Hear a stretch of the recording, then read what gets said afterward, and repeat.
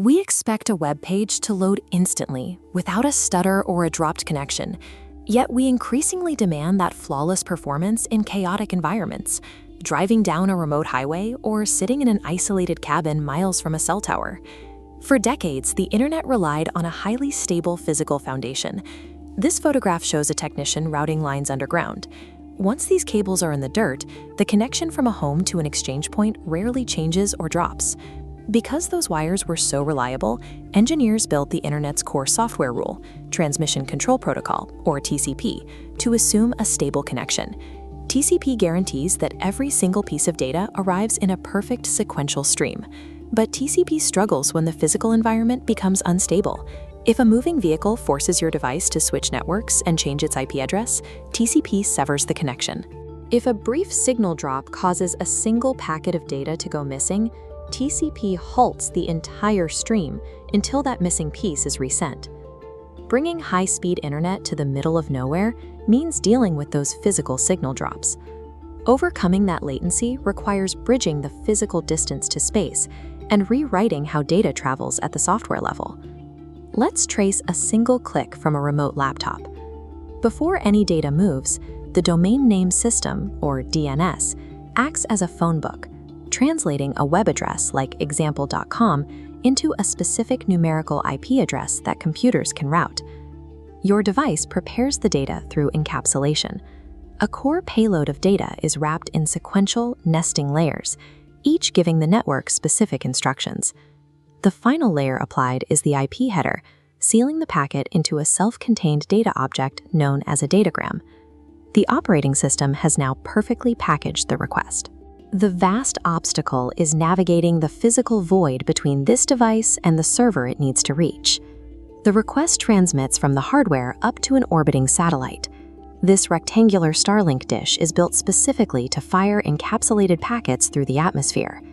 This diagram compares distances. Legacy GEO satellites sit 35,000 kilometers away, while modern low Earth orbit networks hug the atmosphere at roughly 550 kilometers.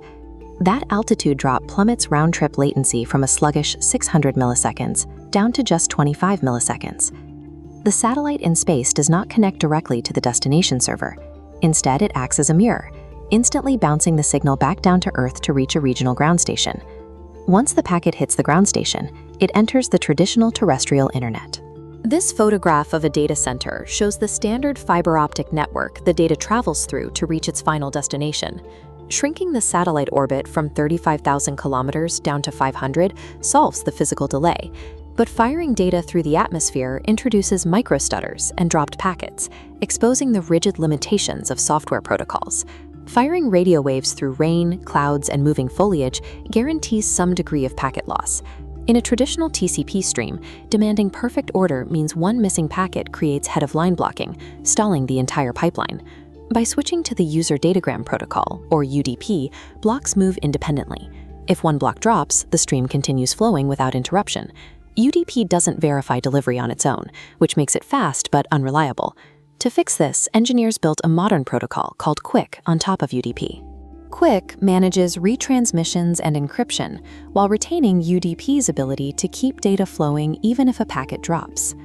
QUIC also abandons the requirement for a static IP address. It assigns a unique connection ID to the stream. If a user drives through a tunnel and their phone switches from Wi-Fi to a cellular network, the connection ID stays the same and the download continues unbroken. Bypassing TCP for QUIC and UDP breaks the long-standing requirement for a perfect, ordered stream. It prioritizes continuous data flow over strict sequence, allowing internet traffic to survive the chaotic gaps in modern wireless connections. The internet's architecture is no longer constrained by the rigid protocols designed for stationary desktop computers plugged directly into the wall. We achieved this connectivity through a strict pairing of engineering disciplines. Low Earth orbit satellites solve the physics of distance and latency, pushing hardware right to the edge of the atmosphere. But those satellites only deliver a seamless experience because of the protocol engineering happening inside the transport layer. The software had to be completely rewritten to anticipate and tolerate a lossy, unstable physical reality. That software evolution runs quietly beneath the surface. It ensures that human data flows constantly, bridging the gap between stable servers and the most unpredictable environments on the planet.